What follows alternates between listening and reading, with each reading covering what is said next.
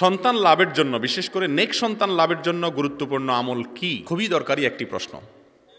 যাদের সন্তান হয় না তারা সন্তান লাভের জন্য কোরআনের শেখানো আমলে মাধ্যমে আল্লাহর কাছে সন্তান চাইতে পারেন। কোরআনে কিছু দোয়া শেখানো আছে, সেই দোয়াগুলো পড়ে আল্লাহর কাছে সন্তান কামনা করতে পারেন। আবার যাদের সন্তান আল্লাহ তাআলা দিয়েছেন কিন্তু অনাগত সন্তান, অথবা যে সন্তান আল্লাহ দিয়েছেন তারা যেন নেককার হয়, তারা যেন ভালো মানুষ হয়, তারা যেন আল্লাহর অনুগত মানুষ হয়, আল্লাহওয়ালা হয়, আলেম হয়, দিনদার হয়, এটার জন্য আল্লাহর কাছে বিশেষভাবে দোয়া করতে পারেন। দোয়া করবেন কোন আয়াতের মাধ্যমে? নাম্বার 1, ইব্রাহিম আলাইহিস সালাম তার সন্তানদের জন্য দোয়া করেছেন এবং সূরা সাফফাত আয়াত নম্বর 100, আয়াত নম্বর কত? সূরা সাফফাত, ইয়াসিনের পরের সূরা। এই সূরাতে সূরা সাফফাতের 100 নম্বর আয়াতে ইব্রাহিম আলাইহিস সালামের একটা দোয়া আল্লাহ তাআলা উল্লেখ করেছেন। তিনি আল্লাহর কাছে দোয়া করেছেন এভাবে, রব্বি হাবলি মিনাস সলিহিন, রব্বি হাবলি মিনাস সলিহিন, হে আমার রব আপনি আমাকে নেক সন্তান দান করেন। অতএব এই দোয়ার মাধ্যমে আল্লাহর কাছে নেক সন্তান চাইবেন। এই আয়াত বেশি বেশি করে পড়বেন, সকাল সন্ধ্যা উঠতে বসতে বেশি বেশি করে পড়বেন। দ্বিতীয় দোয়া হলো জাকারিয়া আলাইহিস সালামের দোয়া। বৃদ্ধ বয়সে আল্লাহ তাআলা জাকারিয়া আলাইহিস সালামকে কি দিয়েছিলেন? সন্তান, ছেলে সন্তান দিয়েছেন এবং তার স্ত্রী বন্ধা ছিলেন, বৃদ্ধা হয়ে গেছেন, সন্তান হওয়ার মতো বয়স পার হয়ে গেছে, তারপরেও আল্লাহ তাআলা দিয়েছেন। কি দোয়া করে আল্লাহর কাছে সন্তান পেয়েছেন সে দোয়াটা নেন। দুইটা দোয়া তিনি করেছেন, তার একটা হলো সূরা আলে ইমরান আয়াত নম্বর 38। এই আয়াতে তার একটি দোয়ার কথা আল্লাহ কোরআনে উল্লেখ করেছেন, আল্লাহর কাছে ভালো লেগেছে তার সে দোয়াটা। কি দোয়া ছিল? রব্বি হাবলি মিন লাদুনকা যুররিয়াতান তাইয়্যিবাহ ইন্নাকা সামিউদ দুআ। এর অর্থ হলো, হে আমার রব আপনার তরফ থেকে আপনি আমাকে পবিত্র এবং ভালো সন্তান দেন আর আপনি দোয়া শুনেন, অতএব আমার দোয়া আপনি শুনেন। এই দোয়া পড়ার পর আল্লাহ তাআলা তাকে সন্তান দিয়েছেন। সূরা আলে ইমরান আয়াত নম্বর 38। জাকারিয়া আলাইহিস সালামের আরও একটি দোয়া ছিল সূরা আম্বিয়া আয়াত নম্বর 89। সূরা আম্বিয়া আয়াত নম্বর 89, এই আয়াতের মাধ্যমে তিনি আল্লাহর কাছে দোয়া করেছেন। কি দোয়া করেছেন? তিনি বলেছেন, রব্বি লা তাযারনি ফারদা ওয়া আনতা খায়রুল ওয়ারিসিন, হে আমার রব আমাকে আপনি একা একা রাখিয়েন না, অর্থাৎ সন্তান দিয়েন, ওয়ারিস দিয়েন, আপনি সর্বোত্তম ওয়ারিস দাতা, সন্তান দাতা। এই দোয়া তিনি আল্লাহর কাছে করেছেন।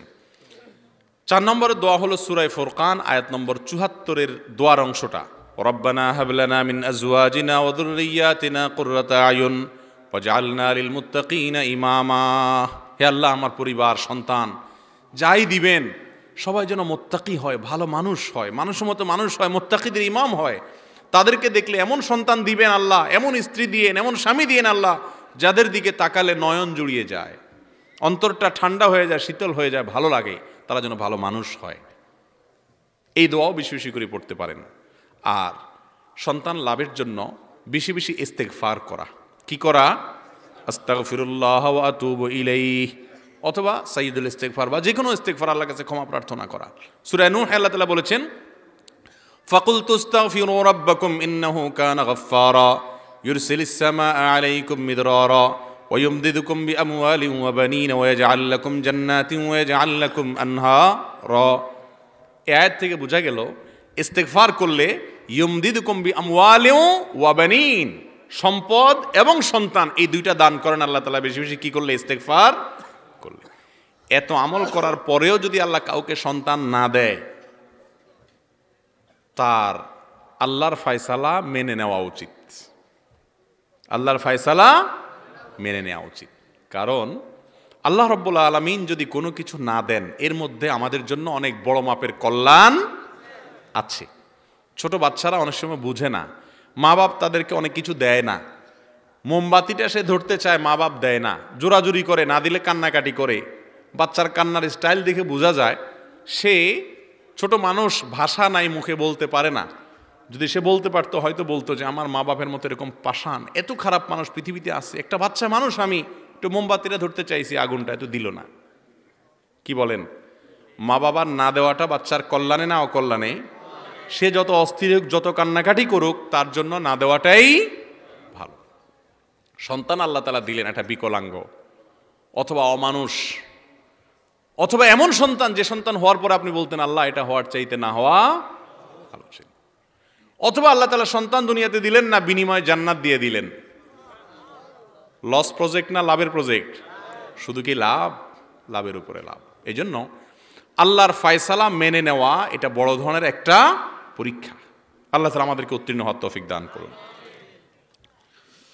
গান বাজনা হালাল না হারাম, কোনো মাযহাবে বা কোনো তরিকায় কি গান আছে কিনা, মাজারে বা পীরের গায়ে সেজদা দেওয়া যায় কিনা, তাজিমি সেজদা বলে কোনো সেজদা আছে কিনা, অনেকে বলে পীর সাহেবকে তাজিমি সেজদা করা যায়। ভাইরা আমার, তাজিমি সেজদা মানে হলো সম্মানসূচক সেজদা। অনেকে মনে করে আদম আলাইহিস সালামকে আল্লাহ তাআলা সেজদা দেওয়ার নির্দেশ করেছেন কাদেরকে? ফেরেশতাদেরকে। সেই সেজদা ছিল আদম আলাইহিস সালামের প্রতি সম্মান প্রদর্শনমূলক সেজদা। আমাদের দেশের অনেক ভাইরা বলেন যে আদমকে যদি ফেরেশতারা সেজদা করতে পারে তাহলে আমরা আমাদের পীর সাহেবের সেজদা করতে অসুবিধাটা কি? এটার উত্তর হলো যে আদম আলাইহিস সালাম কি আমাদের জন্য অনুসরণীয় নবী? ওনার শরীয়ত অনুযায়ী চলবো আমরা, না মুহাম্মদ সাল্লাল্লাহু আলাইহি ওয়াসাল্লামের শরীয়ত অনুযায়ী চলবো? আর মুহাম্মদ সাল্লাল্লাহু আলাইহি ওয়াসাল্লামের শরীয়তে আল্লাহ রাব্বুল আলামিন সম্মানার্থেও কাউকে সেজদা করার কোনো অনুমতি, পৃথিবীর সবচেয়ে বড় সম্মানের পাত্র হলেন স্বয়ং রহমতুল্লিল, তাকে কোনো সাহাবীরা সম্মান করে সেজদা দিয়েছেন?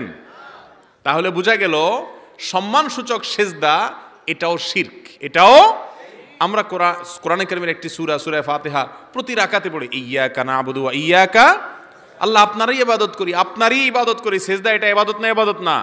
অতএব এটা শুধুমাত্র কাকেই করতে হবে? আল্লাহকে।